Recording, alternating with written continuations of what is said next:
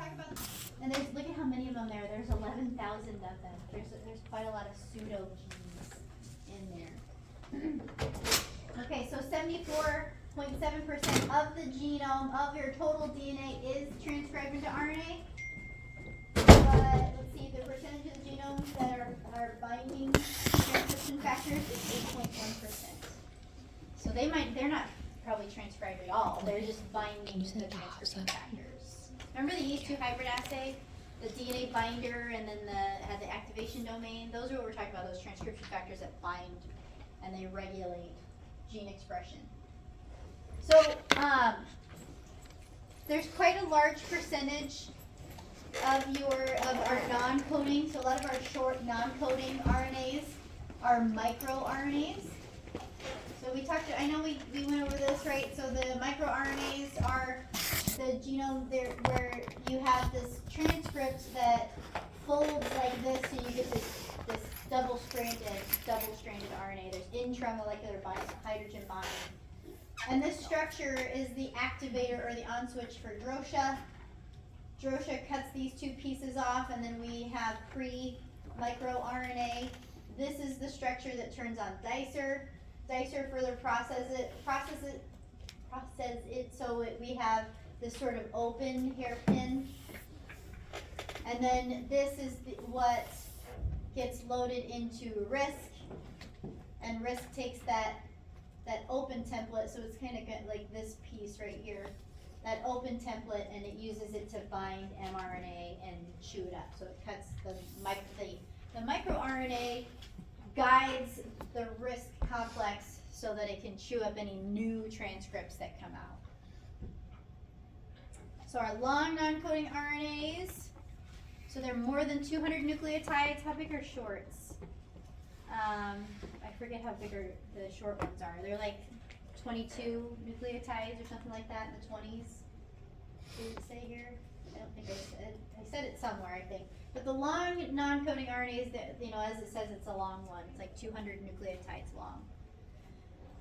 These also regulate gene expression. And one example we gave was the exist RNA. So this is a long piece of RNA that binds one of your X chromosomes.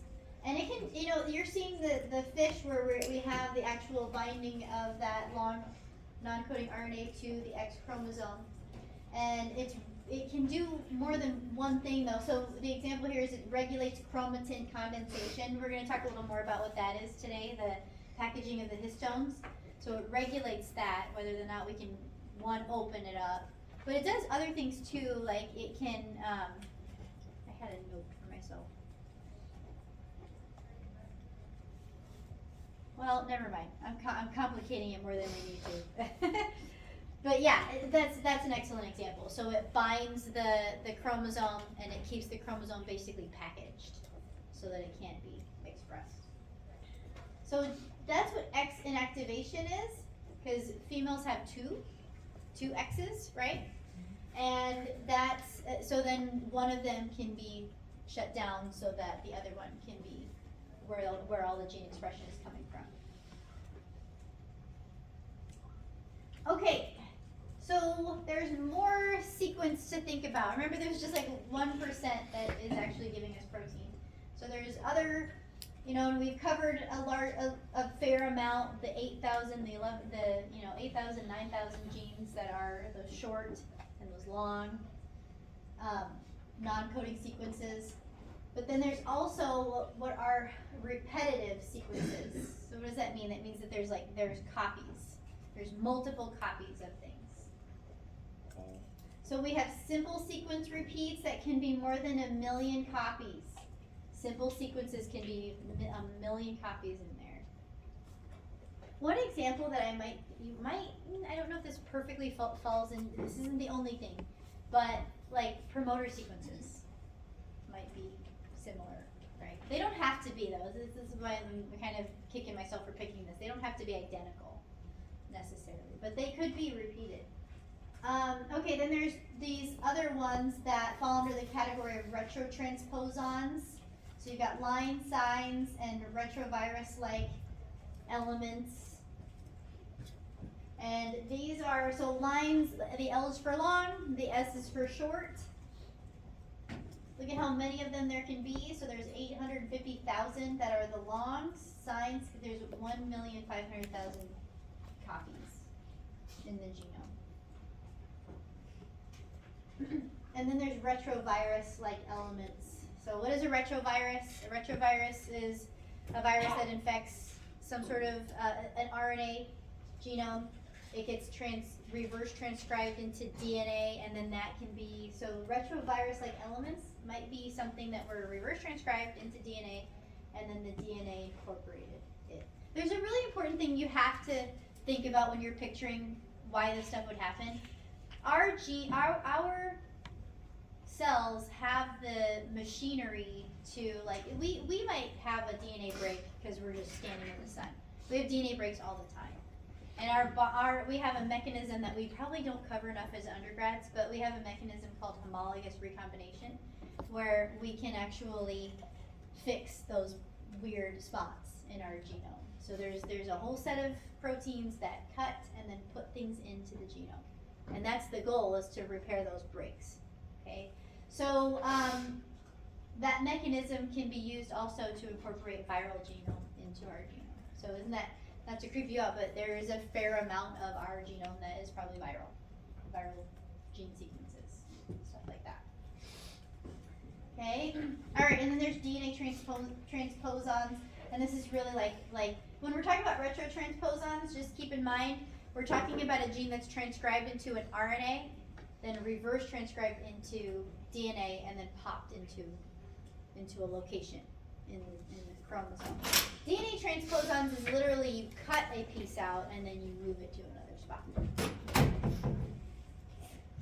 So that's a kind of a weird phenomenon, that more complexity and dynamics in our information, in our genome. Okay, so let's see. So we'll walk through them in a little more detail. So the simple sequence repeats, these are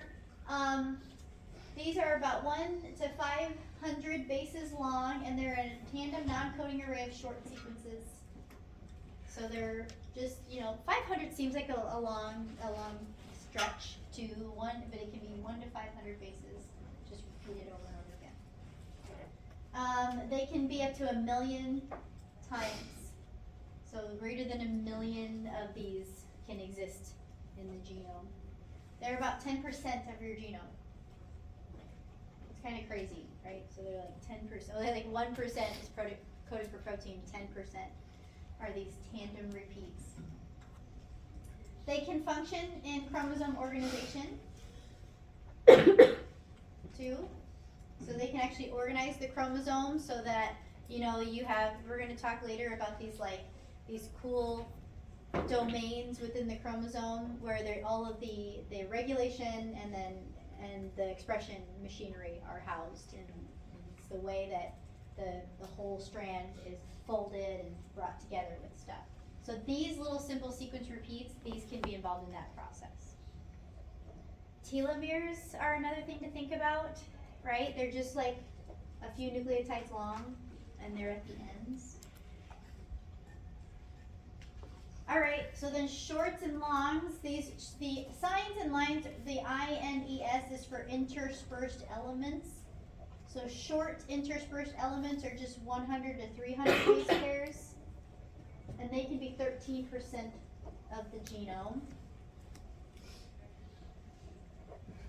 And then the longs they're about 4,000 to 6,000 bases long, and that's 21% of the genome. So now we're talking, we have 21, 13, and 10% are these repeated sequences. Signs and lines are different from simple sequence repeats in that they are transposable elements. You think about your jumping genes, you probably heard about. That's what a transposable element is. It can move from its location to another location. They are retrotransposons, so yeah, that's what it would mean. It's transcribed into RNA, then it's reverse transcribed into DNA, and then it's put somewhere. So what does that mean? Just another thing to think about. If we're transcribing it, that means we're making another copy. So we're not moving one gene sequence to a new location. We're making copies, and we're moving the copy into a location. So just a reminder what that is. So we've got our chromosomal DNA. Here's a retrotransposon gene. These are so interesting because often they actually code for the enzyme that's responsible for cutting and ligating and moving the stuff. So the gene is transcribed into RNA, and then the RNA is reverse transcribed by a reverse transcriptase, which we discovered in viruses, but we know we do have these in us. And sometimes that's what the gene codes for too, is the reverse transcription, the reverse transcriptase. So we have our copy now, our retrotransposon DNA, and then it can be fit into a new chromosomal site. Does anybody see a problem with that? Where are we going to put it? So there's like 1% of the genome that codes for proteins, right? And then there's like 70-some% that transcribes some RNA that we need. So where does this go? That's an important question. Where do these things end up? So are they good or are they bad? So let's see. They often encode for the reverse transcriptase. Those lines do. The signs don't typically. The signs actually don't typically code for that particular enzyme. Now, when we move these things in either one, when they are moved into a gene, we are mutating the genome. That's the fact. We're changing the gene sequence, so that's a mutation. Some diseases have been linked to that. So like hemophilia, it's basically there's a loss in a clotting factor gene because probably a retrotransposon got stuck right in the middle of it. Okay, so that is not a great thing. Cystic fibrosis, there's a recombination of genes, so we may have lost some sequence or changed some sequence. Muscular dystrophy and some cancers have been linked to retrotransposons. They're not all bad though. They are not all bad. Go ahead. Just a question: do they move around in the germline only, or do they also move around in the somatic cells as well? That's a good question. So is this movement happening in the somatic cells or the gametes? I think that both are possible. Yeah, both are happening. So if that's happening, in your somatic cells, that can lead to cancer. If it happens in your germline cells, then it's hereditary. So if it's happening in the somatic cells and you get cancer, that doesn't necessarily mean that is something that's going to be passed down. So they aren't all bad. Sometimes they can be beneficial, especially when we're talking about the germline mutation. The fittest is going to survive.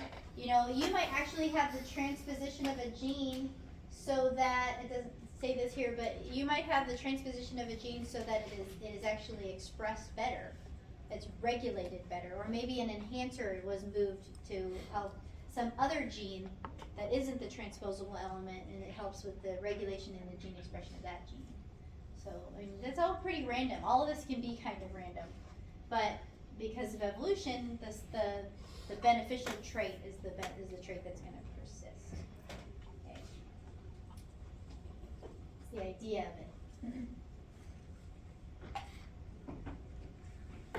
All right. So then there are also gene families, and these gene families are basically a set of genes that go together, and sometimes they come out of being because there's duplication of an ancestral gene. But then there's also some mutation and some divergence too. What does that mean by mutation and divergence? Divergence is when we're talking about new species or a change in evolution. There's some change in a trait so that you have like these two different characteristics, like beaks for birds. You might have the short beak and the long beak. That's a divergence. There's some sort of change in the way that structure is built. So let's see. So one example is the fetal globins, and The fetal globin genes, they're the genes that express the proteins and things to build that structure. So fetal globins are in a family with adult globins, and the fetal globins have a higher affinity for oxygen than the adult ones do. So there lies the benefit, right? So we have a copy and a mutation, and in the fetal version, there's a higher affinity for oxygen than the adult. Why would that be a need? Because they're not breathing their own air. They have to get it from you, so they have to bind it. They have their blood cells have to bind it when it passes through them. So this is kind of cool. It's showing you the gene families all on chromosome 16. So there's been some retrotransposition. There's been some copies and some mutations within the copies. And you've got your embryonic, and you've got your fetal and adult globin genes, given these Greek letters. And then there's pseudogenes. So a pseudogene is basically, when you have a pseudogene, this is a gene that may be a copy of another gene, but it has, the mutation is such that it's not a functional product. It doesn't give you anything. It may not even be expressed. Maybe it's lost its promoter or something like that. So here is retrotransposition of pseudogenes. So in this example, you've got a gene with its exons and its introns. It's transcribed and then processed to the mRNA, and then it's reverse transcribed and integrated into a new location, and it's a completely different gene from the original because it's missing the introns and that.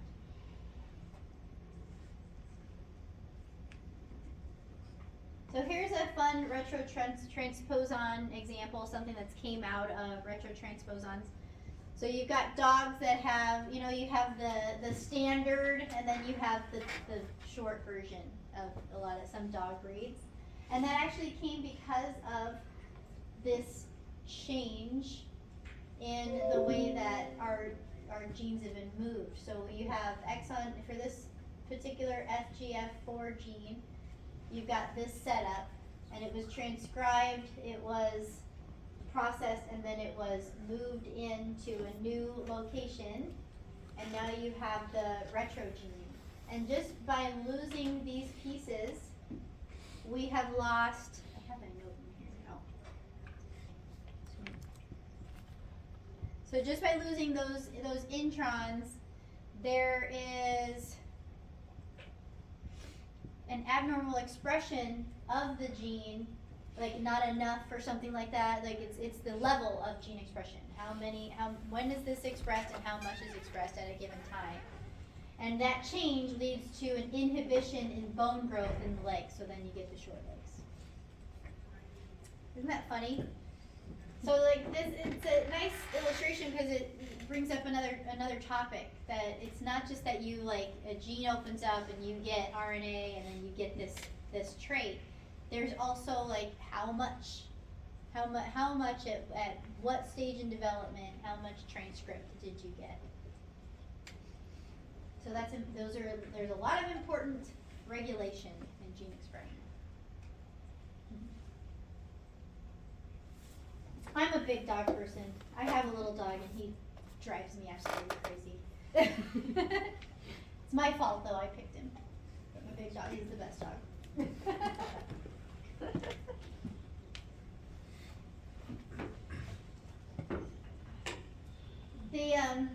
So let's see.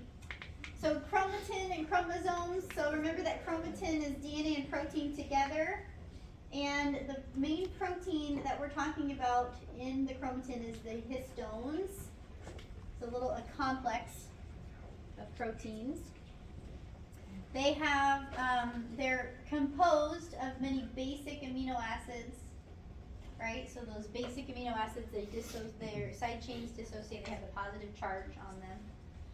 So there's typically arginines and lysines. You'll see a lot of them in the protein amino acid sequence of histones. So they allow for the binding of DNA, which is negatively charged. Why? Because that phosphate group, you know, the phosphate group and the sugar phosphate backbone. Here are the protein names in remember it's a complex of proteins, so these are the subunits.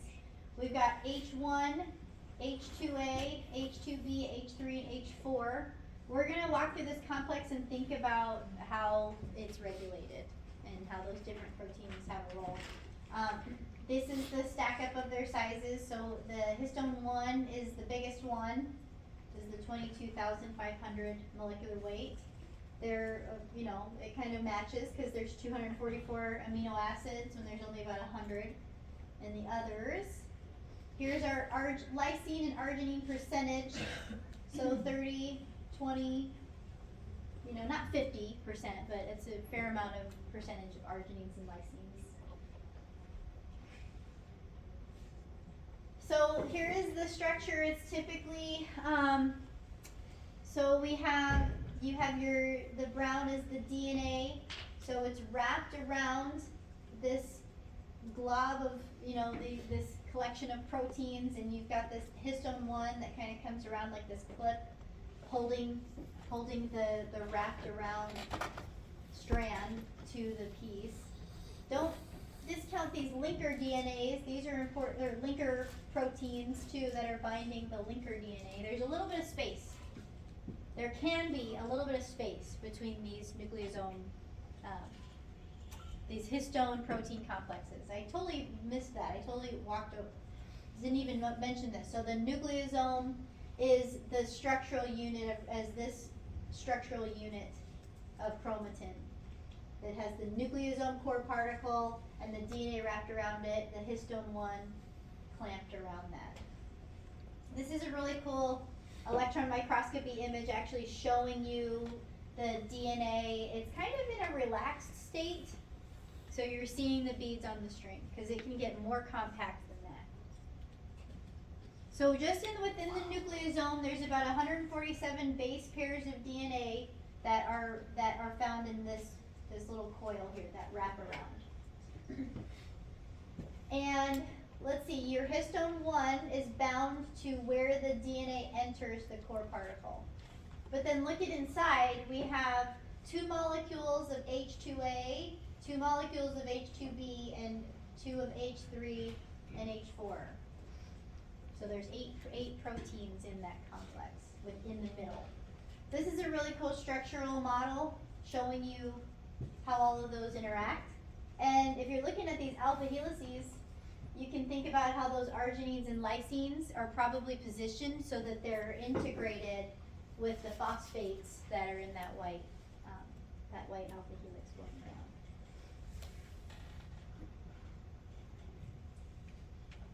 All right. How slow am I going? Okay.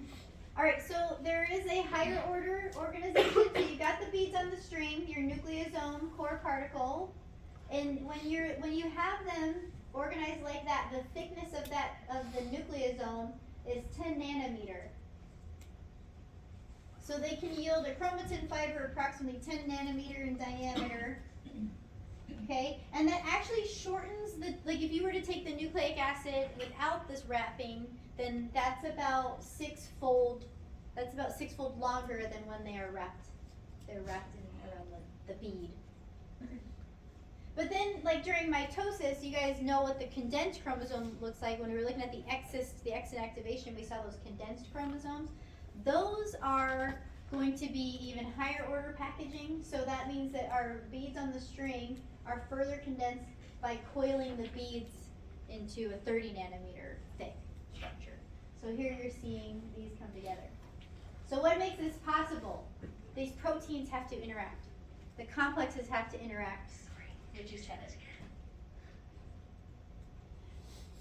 All right, so looking at a nucleus, and this is an electron microscopy image, you're seeing dense and not dense chromatin packaging. Okay, so the not dense, I always mess this up. So most of your chromatin is packaged in U chromatin, and this is the decondensed stuff, so this kind of white in black little speckled stuff, that's the euchromatin. The heterochromatin is the highly condensed packaged stuff.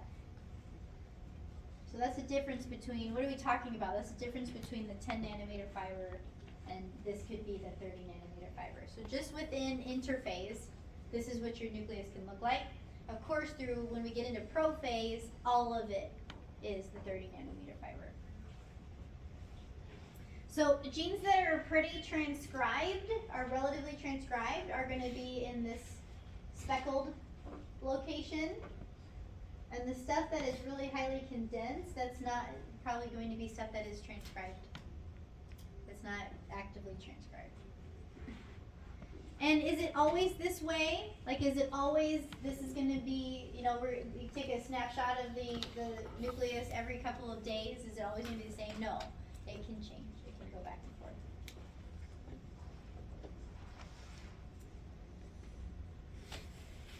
All right, so more structures to think about when we're thinking about the dynamics of the genome is the metaphase chromosomes and the centromeres.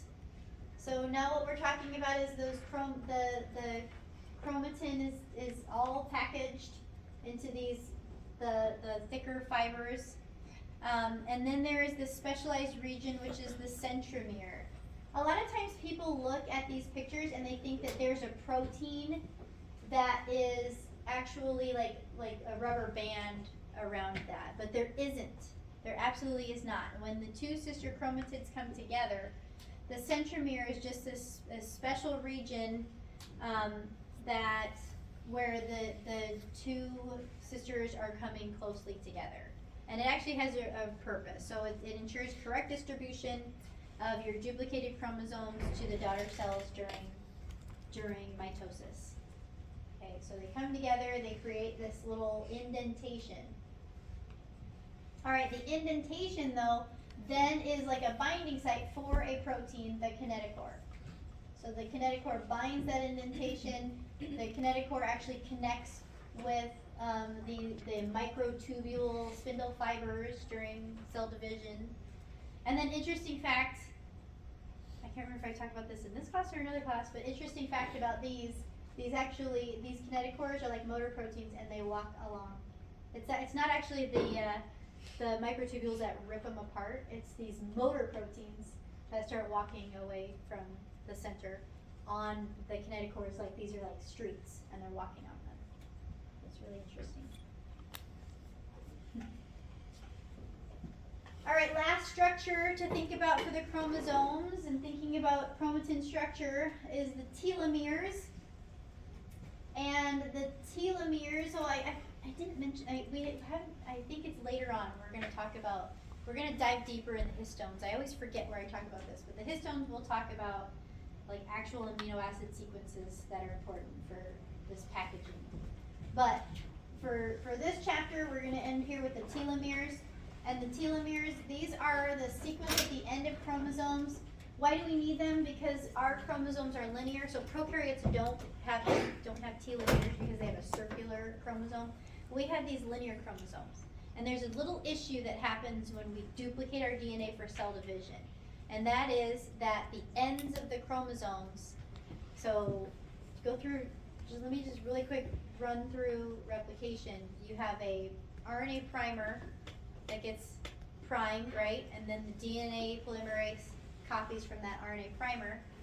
Well, when you have like your little fragments, as long as if they're in the middle of two DNA sequences, we can remove that RNA and then we can fill in the gaps.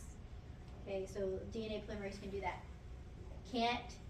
We can't have de novo synthesis, right? So the ends of the chromosomes during DNA replication, during cell division, they lose a primer length piece. Okay, so when they're duplicated, that primer it can't be filled in, so they're lost.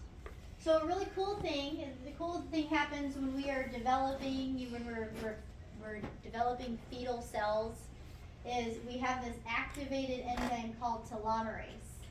And telomerase is this enzyme that binds the ends of chromosomes and it adds these telomeres, which are repeated sequences, about hundreds or thousands of repeated short sequences on the ends of the chromosomes. So that's when it happens, when we're developing fetuses, and then we're born, and that we don't do this anymore. So every cell division, you're losing ends of your chromosomes, which is interesting, right? So these are the sequences here. So in humans, it's TTAGG is the consensus sequence. Plants have TTAGG. Yeast, just TG for Saccharomyces, TTACG. So this is the sequence that will appear on the ends of chromosomes. Can be hundreds or thousands of them. This is how it's done. This is how it can be done. So the telomeres can bind a protein complex called shelterin. So not only do they provide a little bit of wiggle room for division. So if we lose them, we're not losing protein coding sequence or something, or enhancer sequence, something that helps with gene expression. But they also can form this structure that can protect the DNA too. So it's kind of a really neat thing. So the telomere loop is when your cell is dividing or replicating the DNA. They can, or at any time actually, you can have this stretch right here that will come back in and go through some intramolecular binding with the end of your chromosome. And this is kind of cool because it's hiding these little nucleotide bases so that they can't be chewed up by enzymes that would do that. Because typically the enzymes that hydrolyze your DNA, they do it one base at a time, and it's from the end. It's not right in the middle. So shelterin is these little protein complexes that are in the orange, and this binds to help stabilize that big loop structure. Basically, helps to fold it into that big loop. And you have these single-stranded DNA binding proteins that help with that little pocket there. So interesting enough. In this chapter, we're going to be looking at well, the first slide held on to in my old recording, so let me just get rid of that.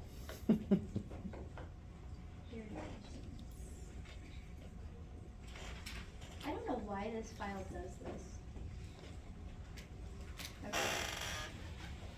Okay. Yeah, so I'll have to fix that. If you downloaded it, it's probably doing that to you too. Unless it's from, I maybe opened that from my own files. Okay, so now we got this picture of the genome, and we're starting to get talking about its packaging and that. So now we're gonna, gosh, it's playing by itself. There we go. Save. There we go. So now what we're gonna do in the next chapter, we're going to really kind of bleed through 8 and 9. They're going to be built together in one talk. So we're going to look at the transcription, starting off with the transcription of bacteria, so DNA into RNA in bacteria.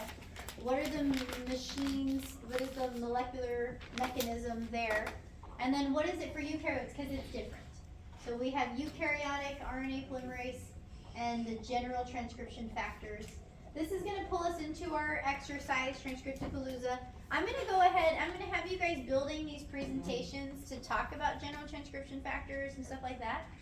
But I'm going to talk about it too. So we're going to repeat it a little bit. Okay. All right. So then the other thing we're going to end this first half of the conversation with is the regulation of transcription in eukaryotes.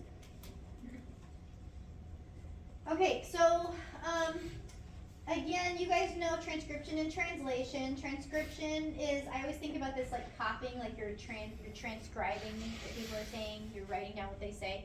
So it's nucleic acid to nucleic acid. And the one thing to think about is what does it require? It requires the direct template, so it requires the DNA to open up, and then we're going to see the RNA polymerase in eukaryotes, prokaryotes is going to bind, and it's going to be the major enzyme that synthesizes the new strand, and it's going to synthesize RNA. So RNA. We keep talking. We looked at our transposons. We keep talking about reverse transcription, and that just means it's the opposite. The RNA is read. That is the template, and then DNA is built. Okay, so the enzyme of transcription is our RNA polymerase. The one that you're looking at right now, this should be sigma, by the way, that little box. But the picture that you're looking at here is the typical prokaryote ribosome. And its job is to catalyze the dehydration synthesis reaction that builds the RNA nucleic acid. Okay, so it brings each nucleotide together and puts it together. So before they join, they're actually ribonucleoside 5 triphosphates. So remember ATP is, it has the 3 phosphates.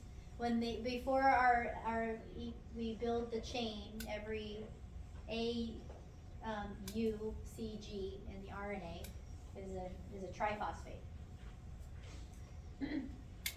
All right, so the bacterial enzyme is the simplest one. It is a core of 5 subunits. We have 2 alphas, 2 betas, and then an omega, and then we have a sigma. So before I forget, we're going to talk a little more about the sigma. The sigma is the really, you see how it's like really wrapped around the DNA strand? This is like the part of the polymerase that binds first. It's the thing that grabs first. And then the betas are going to be like where there's some catalysis and alpha. Also, omega is really there to stabilize this little clip of alphas and betas that are on there. So it has an organizational role. That's what that means. You'll see it written. It's an organizational protein. It's there to stabilize those other proteins.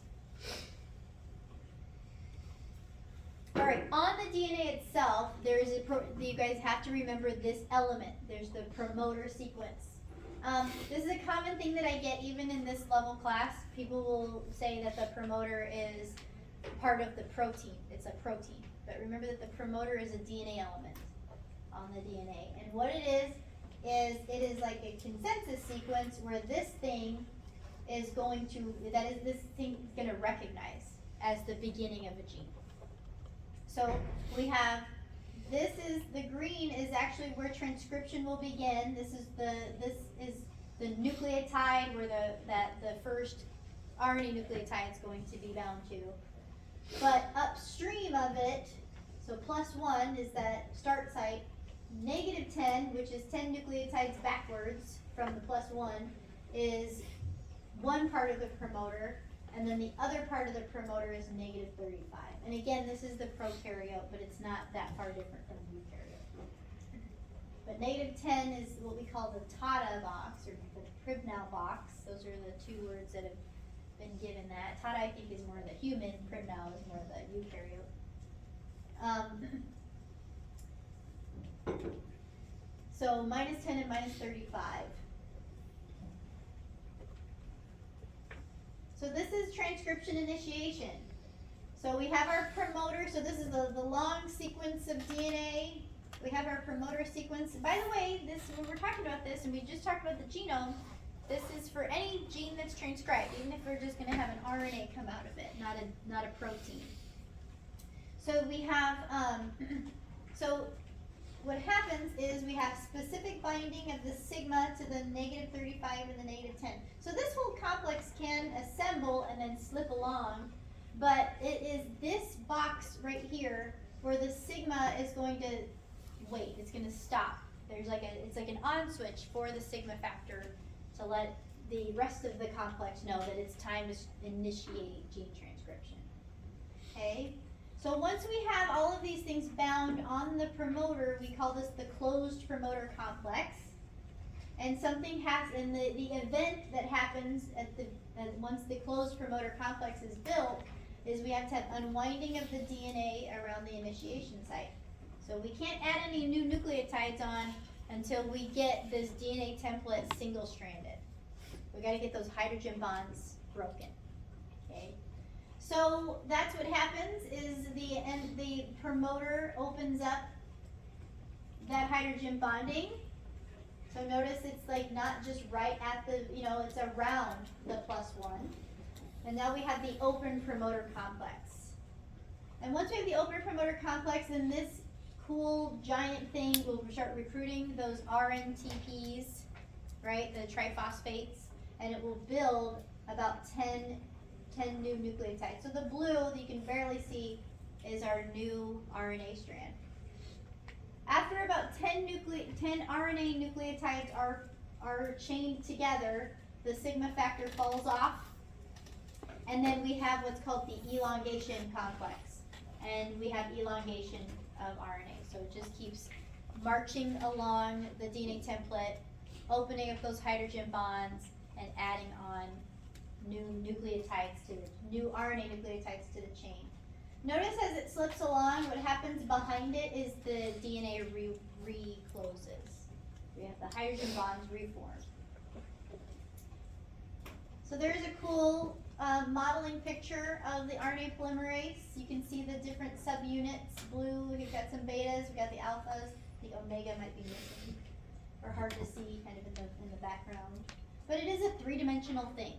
It's a three-dimensional thing that has to do a lot of stuff.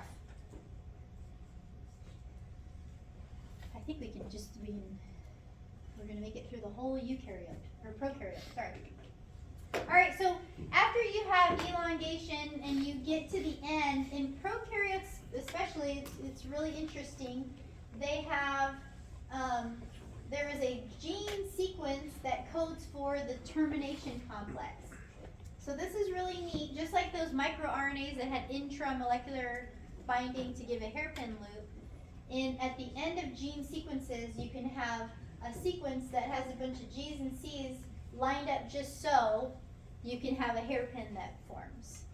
And the intramolecular binding is so strong, so like as we're slipping along and closing the, behind, you have this RNA that gets, it's single-stranded. It's not hydrogen bond to anything. So it hydrogen bonds to itself. It's followed by a run of U's. Why GCs and why A's and U's? The GC pair has 3 hydrogen bonds that hold it together, and the A's and the U's have the 2 hydrogen bonds. So this to the template is weaker, is kind of weak, and this is a nice strong structure that's formed. Okay, so you're talking about this DNA sequence, the double helix has some strain, right? It's open. You've got this RNA complex that's bound to it. It's like binding to these grooves and like open, all this movement's happening. Once you get one of these darn things in there, the whole thing falls apart. So that's what happens. You get a hairpin loop, and the RNA polymerase is pushed off of the template, and the RNA is pushed off of the template. It falls right off of it.